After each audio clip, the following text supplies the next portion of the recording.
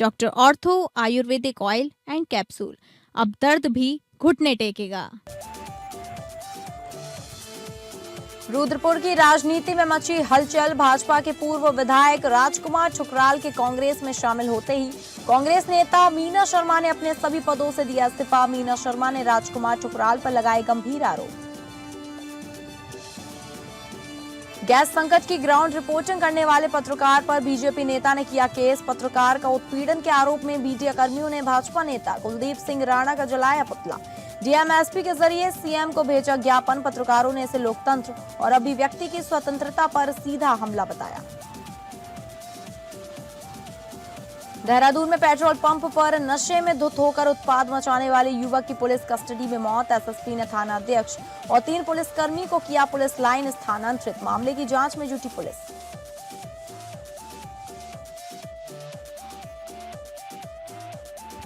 नमस्कार, आप सभी का स्वागत है उत्तराखंड बुलेटिन में। मैं हूं आपके साथ अंकिता सिंह। शुरुआत करेंगे बुलेटिन की, जहां रुद्रपुर की राजनीति में उस समय बड़ा मोड़ आ गया जब भाजपा के पूर्व विधायक राजकुमार ठुकराल के कांग्रेस में शामिल होते ही कांग्रेस नेत्री मीना शर्मा ने अपने सभी पदों से इस्तीफा दे दिया।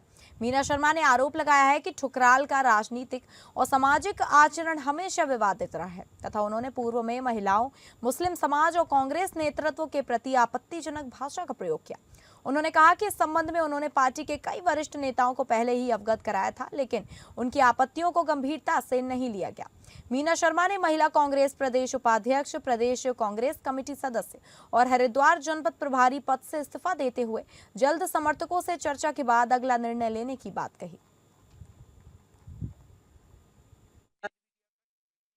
साल से मेरी लगातार एक आत्मसम्मान, महिला आत्मसम्मान की लड़ाई जारी थी। जिस तरह से पूर्व विधायक राजकुमार ठुकराल का एक ऑडियो वायरल हुआ था और उसमें महिलाओं के प्रति जो गंदी सोच होती है, उन्होंने मेरे चरित्र का हनन किया, मेरे पति की शारीरिक क्षमता पर सवाल खड़े किए और महिलाओं के प्रति जो टीका टिप्पणी की थी उससे आहत होकर मैं 1.25 साल से लड़ाई लड़ रही थी। मैं अपने पार्टी के हर लीडर के पास गई, चाहे हमारी प्रभारी जो है वो माननीय शैलजा जी, वो एक महिला है, हमारी प्रदेश अध्यक्ष ज्योति रौतेला जी है, अलका लांबा जी है, राष्ट्रीय अध्यक्ष, इन सभी महिलाओं के पास भी मैं गई और मैंने अपनी बात को कहा।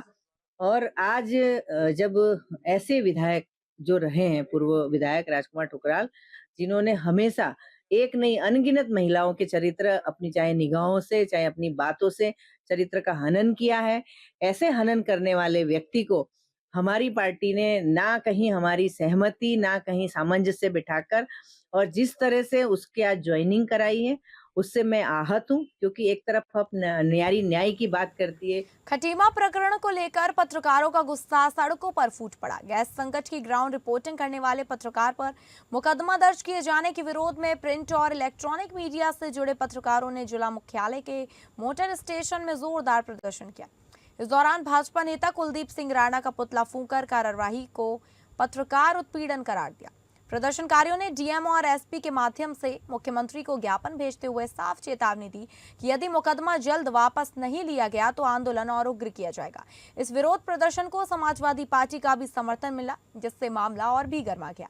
पत्रकारों का कहना है कि खटीमा के पत्रकार दीपक फुलेरा ने क्षेत्र में चल रहे रसोई गैस संकट की जमीनी सच्चाई उजागर की थी, लेकिन इसके उलट सत्ता से जुड़े लोगों ने सच्चाई सामने लाने पर ही उनके खिलाफ मुकदमा दर्ज करा दिया।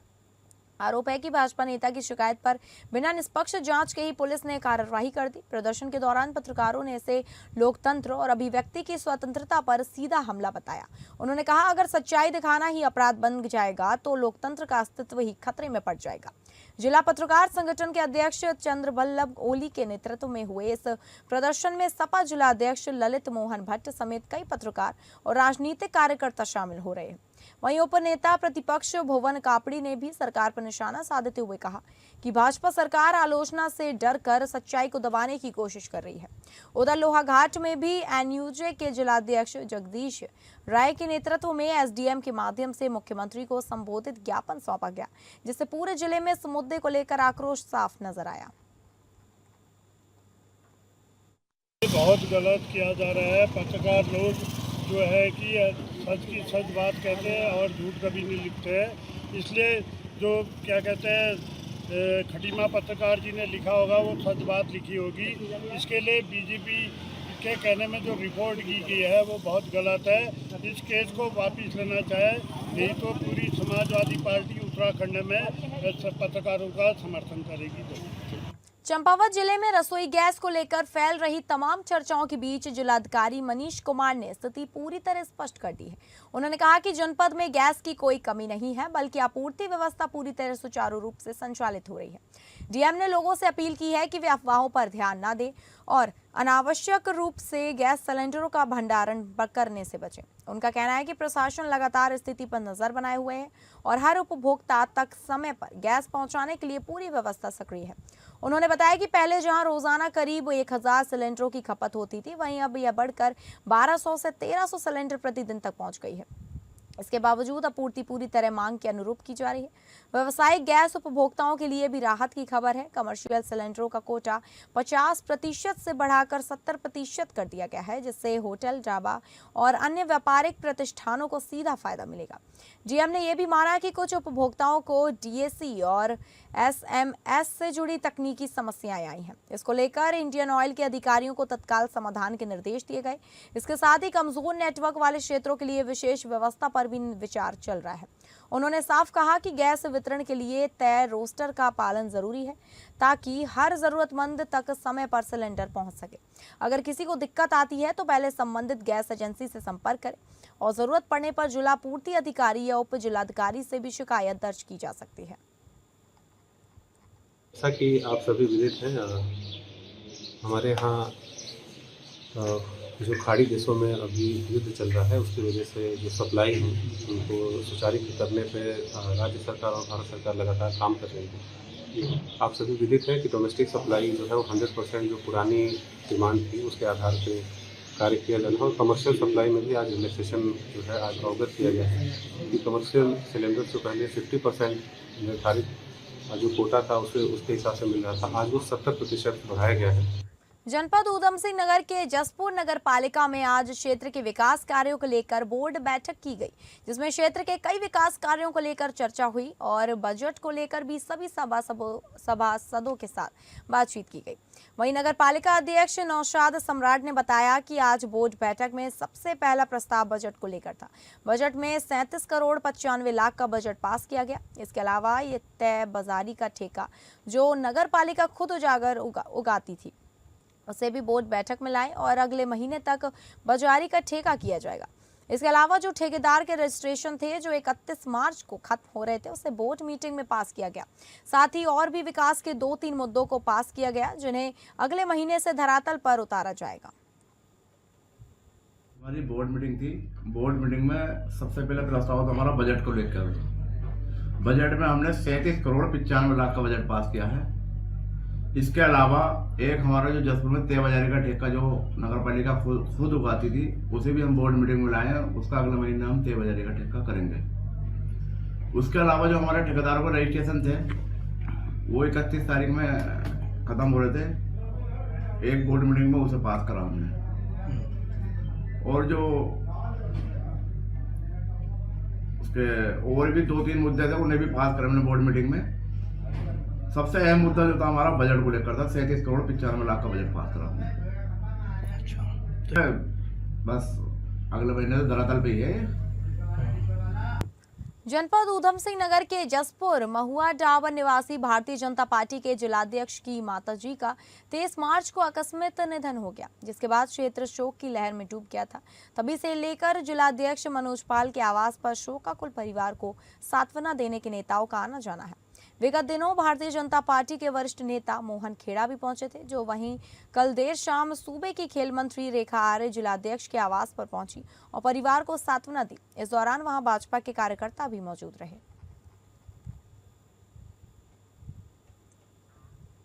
रानीखेत में आयोजित 2 दिवसीय राष्ट्रीय संगोष्ठी के अवसर पर हिंदी विभाग प्रभारी डॉक्टर निर्मला जोशी की 2 महत्वपूर्ण पुस्तकों का भव्य विमोचन किया गया। यह संगोष्ठी यूकॉस्ट द्वारा प्रायोजित तथा देवभूमि उद्यमिता योजना के संयुक्त तत्वाधान में उद्यमशीलता, नवाचार एवं सतत विकास विश्व पर महाविद्यालय के वाणिज्य विभाग द्वारा आयोजित की जा रही है। इस अवसर पर मुख्य अतिथि डॉक्टर नवीन चंद्र जोशी, प्रभारी मानस खंड विज्ञान केंद्र ने अपना मुख्य व्याख्यान प्रस्तुत करते हुए विज्ञान आधारित उद्यमों के लिए वित्तीय संसाधन सुरक्षित करने के विभिन्न उपायों पर प्रकाश डाला। उन्होंने नवाचार, अनुसंधान एवं स्टार्टअप संस्कृति को प्रोत्साहित करने हेतु प्रभावी रणनीतियों पर भी अपने विचार साझा किए। विमोचन समारोह के दौरान विद्वानों एवं अतिथियों ने डॉक्टर निर्मला जोशी की दोनों पुस्तकों श्रीलाल शुक्ल के कथा साहित्य में चेतना का स्वरूप एवं भोजपुरी साहित्य में लोक जीवन की अभिव्यक्ति को हिंदी साहित्य की दृष्टि से अत्यंत महत्वपूर्ण एवं समकालीन बताया। वक्ताओं ने कहा कि पहली पुस्तक में श्रीलाल शुक्ल के कथा साहित्य में निहित सामाजिक चेतना का गहन विश्लेषण प्रस्तुत किया गया, जबकि दूसरी पुस्तक भोजपुरी साहित्य में लोक जीवन की सजीव झलक को उजागर करती है। इस अवसर पर उपस्थित शिक्षकों, शोधाकर्तियों एवं विद्यार्थियों ने पुस्तकों की इस विषय वस्तु की सराहना करते हुए इन्हें शोध एवं अध्ययन के लिए अत्यंत उपयोगी बताया। महाविद्यालय परिवार ने डॉक्टर निर्मला जोशी को इस महत्वपूर्ण उपलब्धि के लिए हार्दिक शुभकामनाएं दी तथा आशा व्यक्त की कि उन्होंने ये कृतियां हिंदी साहित्य के क्षेत्र में नए आयाम स्थापित करेंगी। कार्यक्रम के अंत में सभी अतिथियों एवं प्रतिभागियों का आभार भी व्यक्त किया गया।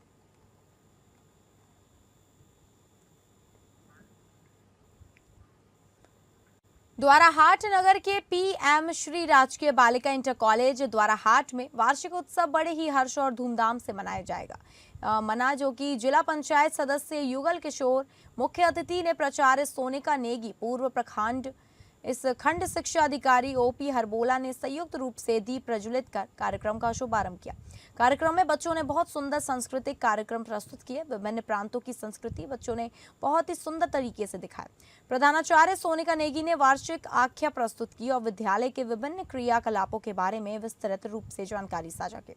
संचालन शिक्षिका माया मेहरा एवं मंजू रावत ने किया। विशेष रूप से आज वार्षिक उत्सव के साथ साथ एल्यूमिनी मीट विशेष आकर्षण रहा। विद्यालय की पूर्व छात्राओं ने जो विभिन्न संस्थानों में रहकर देश की सेवा कर रही हैं, उन सभी पूर्व छात्राओं को प्रधानाचार्य सोनिका नेगी ने बैच और कुमाऊनी परिधान बिछौड़ा पहनकर स्मृति चिन्ह भेंट किए गए। स्थानीय अभिभावकों द्वारा कार्यक्रम को खूब सराहा गया।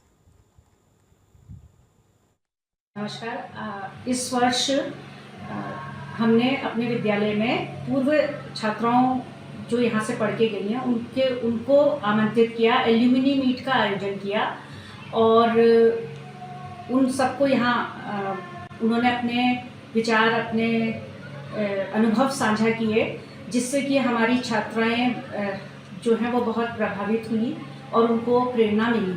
और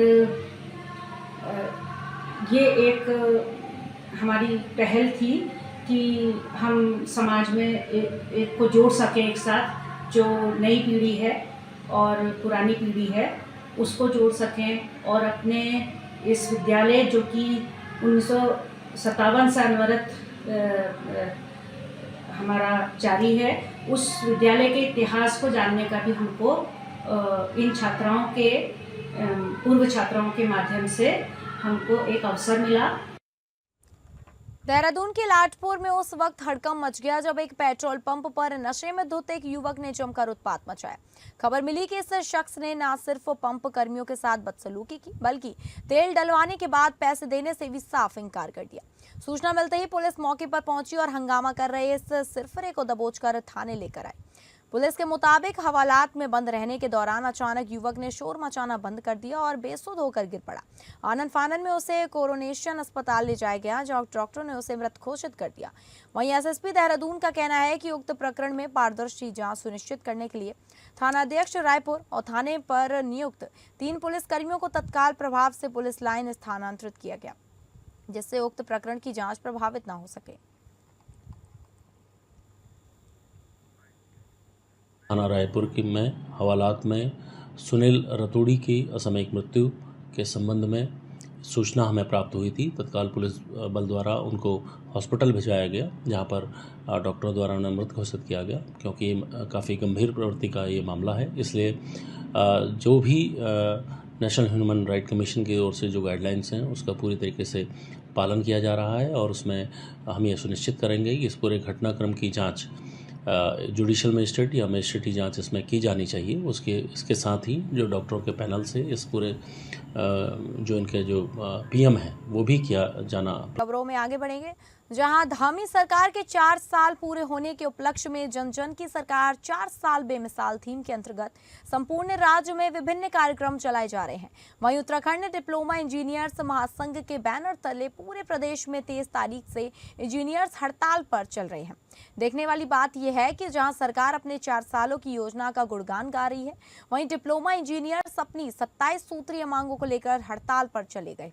हड़ताल में शाखा रानीखेत के समस्त इंजीनियर्स, जिसमें प्रांतीय खंड, निर्माण खंड, सिंचाई खंड, प्राधिकरण, ग्रामीण निर्माण विभाग के इंजीनियर आज 5वें दिन भी हड़ताल पर डटे रहे।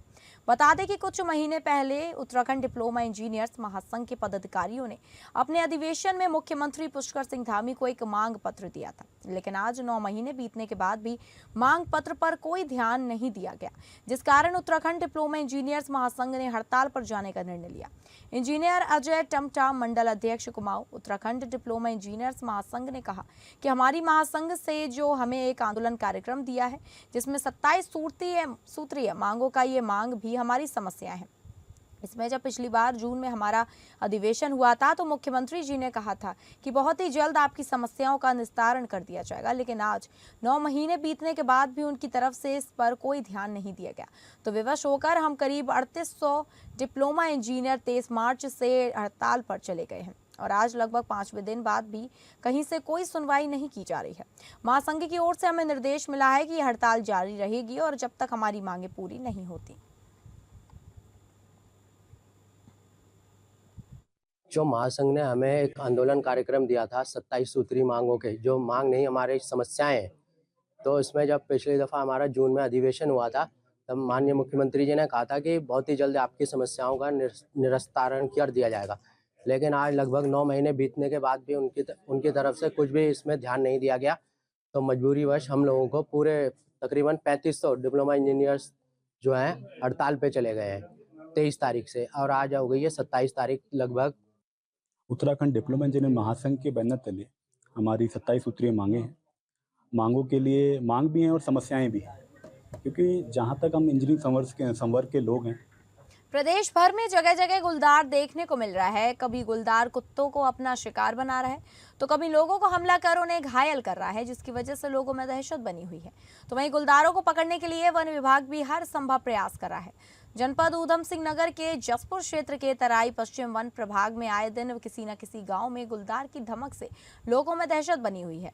क्षेत्र के भगवंतपुर गांव में आज सुबह गन्ने के खेत में गुलदार दिखाई देने से लोगों में दहशत का माहौल बना हुआ है।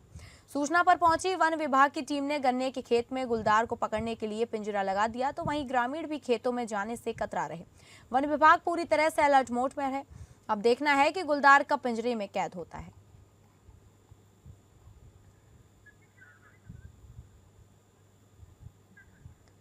नेपाल सीमा से लगे गुमदेश क्षेत्र में आयोजित प्रसिद्ध चैतोला मेला शनिवार को आस्था और परंपरा के अद्भुत संगम का साक्षी बना। गाजे बाजे और गगनभेदी जयकारों के बीच चमू देवता की भव्य रथ यात्रा निकाली गई, जिसने पूरे क्षेत्र को भक्ति में रंग दिया। मड़गांव से उठे चमू देवता के डोले को श्रद्धालु पहाड़ी रास्ते से होते हुए चौखाम बाबा मंदिर तक लेकर पहुंचे। इस दौरान 12 गांव से आए पारंपरिक वेशभूषा में सजे जत्थों ने अपनी अनूठी प्रस्तुतियों से माहौल को और भी जीवंत बना दिया। हजारों की संख्या में पहुंचे श्रद्धालुओं ने मेले का भरपूर आनंद लिया। विधिवत पूजा अर्चना के बाद डोला जमानीगढ़, चमुखल और न्योल टुकुरा होते हुए चौखाम बाबा मंदिर पहुंचा, जहां मंदिर की परिक्रमा कर देव आशीर्वाद लिया गया। डोले में सवार धामी राहुल सिंह के माध्यम से चमू देवता के अवतरण ने भक्तों को भाव विभोर कर दिया। विशेष बात यह रही कि प्राचीन परंपरा के अनुसार 12 गांव के जत्थे तक समय पर हर 20 मिनट के अंतराल में मंदिर पहुंचे। पुल्ला, पोखरी, जिंदी, सिरकोट से लेकर जाख, गुरेली, बसकुनी, शिलिंग और चौपटा तक के जत्थों ने अनुशासन और श्रद्धा का अनूठा उदाहरण पेश किया।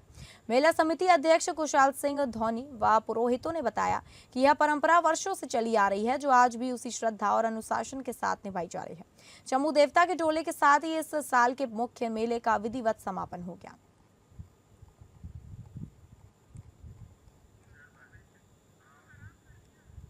शुरुआत से ही जनपद नए शैक्षणिक सत्र 2026-27 की शुरुआत के साथ ही जनपद में शिक्षा व्यवस्था को मजबूत करने की दिशा में बड़ा कदम उठाया गया। समग्र शिक्षा अभियान के तहत राजकीय प्राथमिक विद्यालय चंपावत ने निःशुल्क पाठ्य पुस्तक वितरण कार्यक्रम का विधिवत शुभारंभ किया। कार्यक्रम में मुख्य अतिथि दर्जा राज्य मंत्री श्री श्याम नारायण पांडे, विधायक प्रतिनिधि श्री प्रकाश तिवारी एवं अपर जिलाधिकारी श्री कृष्णनाथ गोस्वामी ने संयुक्त रूप से हरी झंडी दिखाकर पुस्तक वाहनों को रवाना किया। ये वाहन जनपद की सभी न्याय पंचायतों तक समयबद्ध तरीके से पाठ्य पुस्तकें पहुंचाएंगे ताकि सत्र शुरू होते ही छात्रों को किताबों के लिए इंतजार न करना पड़े। जनपद के 647 विद्यालयों में कक्षा 1 से 12 तक के अध्ययनरत छात्र छात्राओं के लिए पुस्तकों की समुचित व्यवस्था की गई है।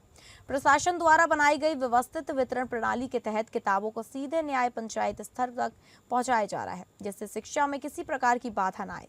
इस अवसर पर दर्जा राज्य मंत्री श्याम नारायण पांडे ने छात्रों को प्रेरित करते हुए शिक्षा जीवन की सबसे बड़ी पूंजी है और निरंतर मेहनत ही सफलता की पूंजी है।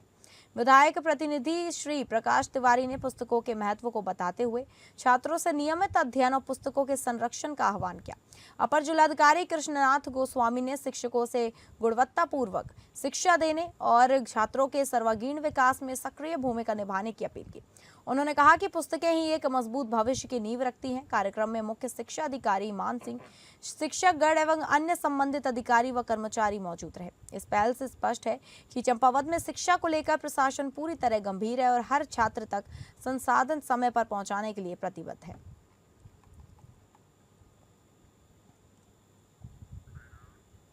चंपावत जनपद के प्रसिद्ध गुरु गोरखनाथ धाम में अब व्यवस्थाओं को और बेहतर बनाने की दिशा में ठोस कदम उठाए जा रहे हैं। जिलाधिकारी श्री मनीष कुमार ने धाम पहुंचकर वहां विधिवत पूजा अर्चना कर जनपद वासियों की सुख शांति और समृद्धि की कामना की। वहीं व्यवस्थाओं को लेकर सख्त रुख भी अपनाए। निरीक्षण के दौरान डीएम ने मंदिर परिसर और आसपास के क्षेत्रों का गहन जायजा लिया। दुबर क्षेत्र में बढ़ती श्रद्धालुओं की संख्या को देखते हुए पार्किंग व्यवस्था विकसित करने के लिए संभावित भूमि का निरीक्षण किया गया और अधिकारियों को जल्द कार्यवाही के निर्देश दिए गए। इसके साथ ही धाम तक पहुंचने वाले करीब 2 किलोमीटर लंबे मार्ग पर और परिसर में CDNS द्वारा किए जा रहे कार्यों की समीक्षा करते हुए गुणवत्ता और गति दोनों पर विशेष ध्यान देने के निर्देश दिए। श्रद्धालुओं की आवाजाही को और अधिक सुगम बनाने के लिए डीएम ने हेलीपैड निर्माण की दिशा में भी पहल की। इसके लिए उपयुक्त स्थल का निरीक्षण कर लोक निर्माण विभाग को आवश्यक दिशा निर्देश दिए गए। निरीक्षण के दौरान डीएम ने मंदिर परिसर में तैनात SSP जवानों से संवाद कर उनकी समस्याएं जानी और उनके लिए बेहतर आवासीय सुविधाएं सुनिश्चित करने के निर्देश भी दिए। प्रशासन की इस पहल से साफ है कि आने वाले समय में गुरु गोरखनाथ धाम न सिर्फ आस्था का केंद्र रहेगा बल्कि सुविधाओं के लिहाज से भी एक आदर्श स्थल के रूप में विकसित होगा।